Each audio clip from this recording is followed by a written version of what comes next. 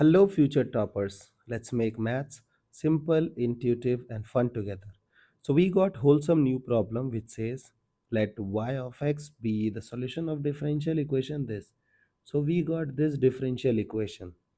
So, we can write 1 plus e power x, and then y dash can be written as dy by dx plus e power x y equals 1. Now we have got this differential equation, we have this suggestion so that we can find out the value of integration constant. Now look at this. So if you'll observe this question, we have to solve this differential equation. So first we will apply variable separable method. So if you'll observe this thing, you cannot segregate e power like x thing together and y thing together in terms of product.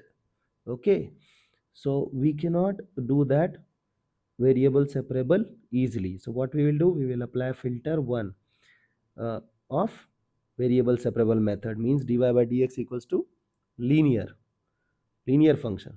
But you cannot, like if you'll observe, it is something by something, it is not linear.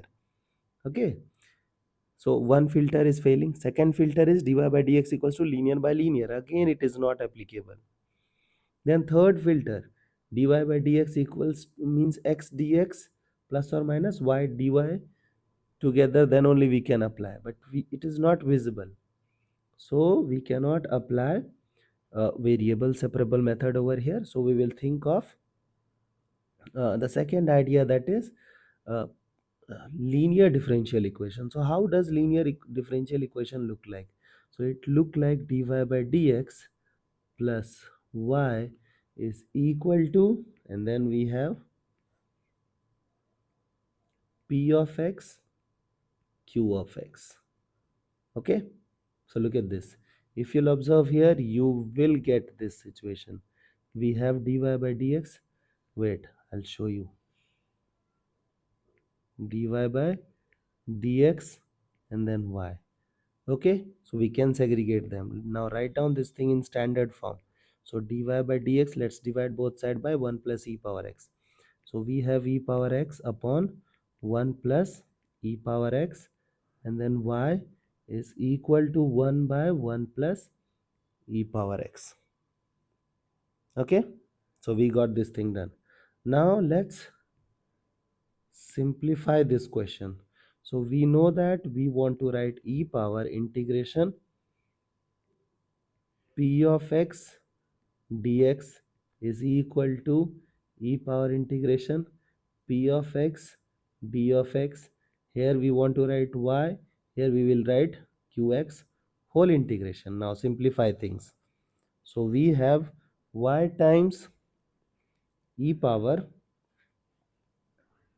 wait a moment, we have e power integration e power x upon 1 plus e power x dx is equal to 1 by 1 plus e power x, and then e power integration e power x by 1 plus e power x dx.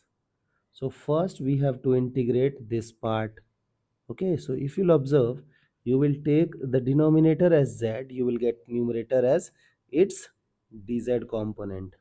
So we have y times e power ln 1 plus e power x, and here we will be having integration 1 by 1 plus e power x, and then e power ln 1 plus e power x.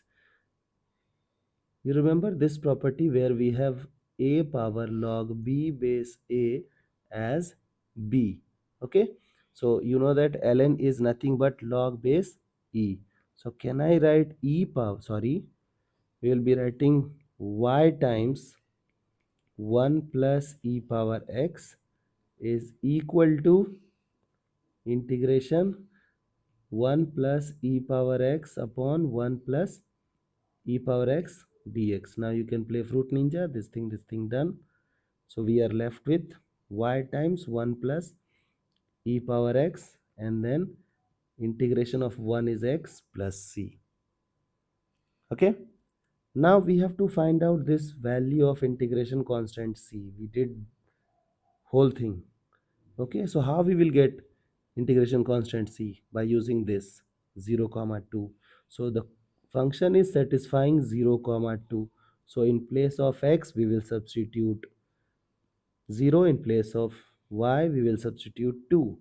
So it is 2 times 1 plus 1 and x is 0. So value of c is 4. So can I write y times 1 plus e power x is equal to x plus 4. So this is our whole function. Okay, now let's solve option number 1, y of minus 4. So y of minus 4. So in place of x we have to put minus 4. So y times 1 plus e power minus 4 and then is equal to minus 4 plus 4 0. So y of minus 4 will become what? 0. So I can say that option 1 is correct. Y of minus 2 is 0 they are saying. So in place of x we will put minus 2. So minus 2 plus 4, that is 2. It is not 0. So option B is wrong. Okay, option B is wrong. Now these guys are talking about critical point in the room minus 1 to 0. Okay, so look at this. So if you will observe over here, for critical point we used to find dy by dx. So we have x plus 4 upon 1 plus e power x. What we will do, we will differentiate and then we will equate it with 0 to find out the critical point. Okay, so look at this.